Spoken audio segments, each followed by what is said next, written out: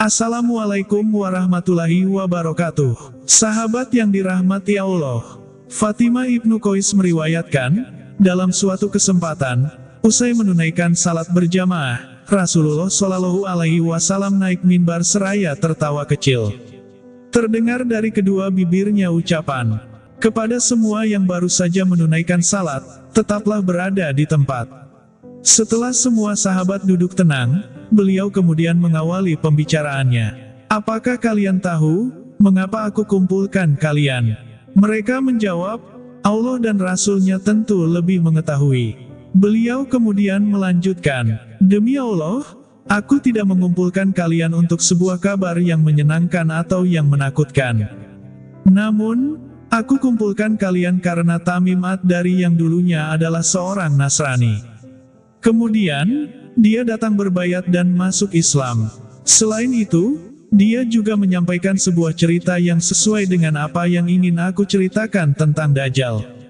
Sekadar informasi tambahan, Tamim Ad-Dari adalah seorang warga Nasrani Palestina yang pernah berjumpa Dajjal dalam salah satu perjalanannya ke Jazirah Arab.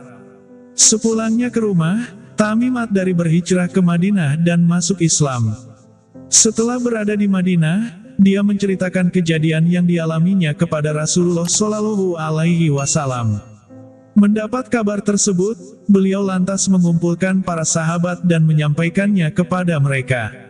Dengan demikian, tak perlu diragukan lagi bahwa kisah ini benar dan sahih. Jika tidak, tentu beliau tidak akan menyampaikannya kepada para sahabatnya. Sebab, Allah pun tidak ridha jika Rasul-Nya menyebarkan berita bohong. Di samping itu, tidak ada celah sedikit pun bagi Tamim Ad-Dari untuk berbohong di hadapan Rasulullah Shallallahu Alaihi Wasallam. Rasulullah Shallallahu Alaihi Wasallam meneruskan kisahnya. Tamim bercerita bahwa pada suatu ketika dirinya menaiki kapal laut bersama 30 orang dari kabilah Lakem dan Jusam.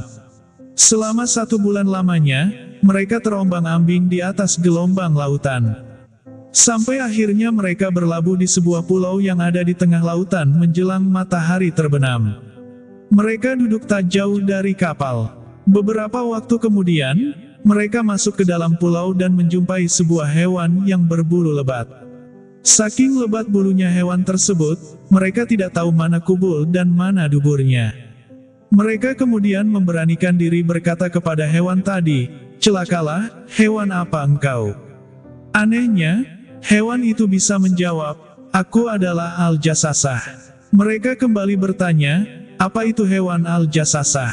Si hewan berkata, "Wahai kaum, pergilah kalian kepada seorang laki-laki yang berada di sebuah gereja. Sebab, dia sangat merindukan kabar kalian." Seperti yang dikisahkan Rasulullah, Tamim menuturkan, setelah hewan tersebut menyebutkan seorang laki-laki kepada kami menjadi takut.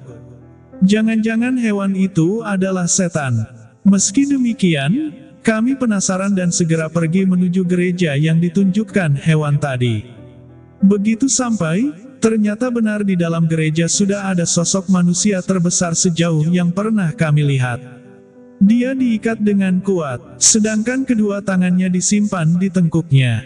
Dari kedua lutut sampai mata kakinya terikat dengan besi.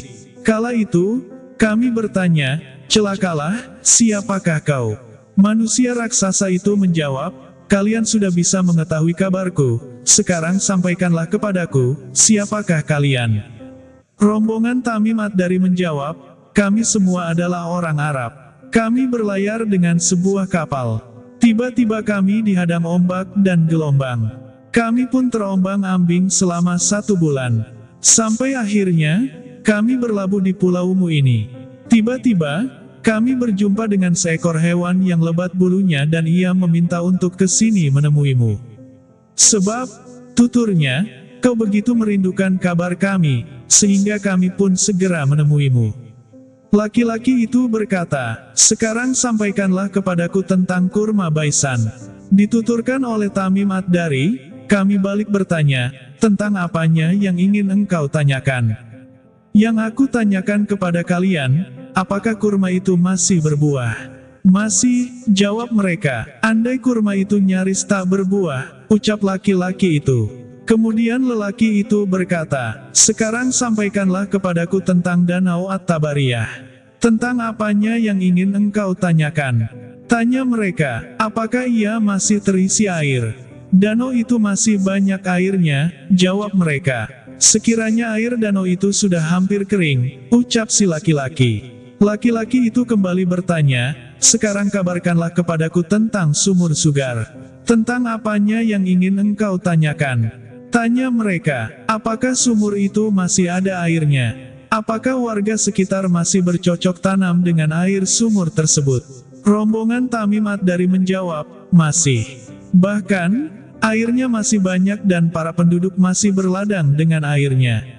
Laki-laki dalam gereja itu kembali menanyakan pertanyaan lainnya. "Lalu kabarkanlah kepadaku tentang nabi orang-orang Arab. Apa yang telah dia lakukan? Dia lahir di Makkah dan hijrah ke Madinah.